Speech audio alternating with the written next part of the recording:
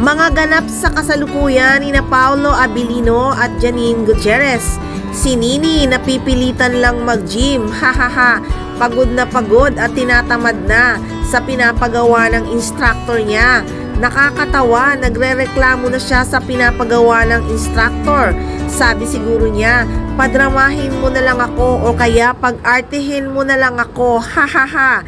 At dumalaw din siya sa burol ng yumaong head ng Dreamscape Entertainment na si Deo Endrinal.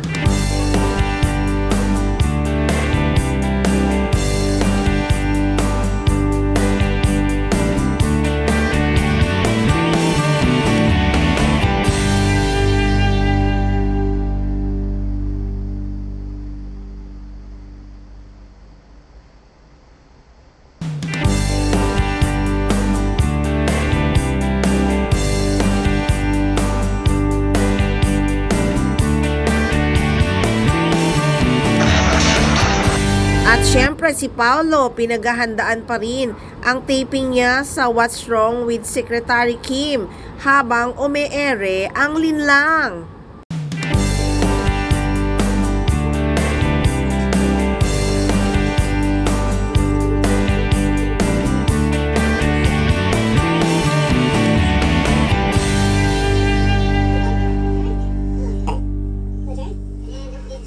So yan ang ganap at update ng Paunin guys. Wag lang kayong magsawang tumutok dito lang sa Maarteng Machika.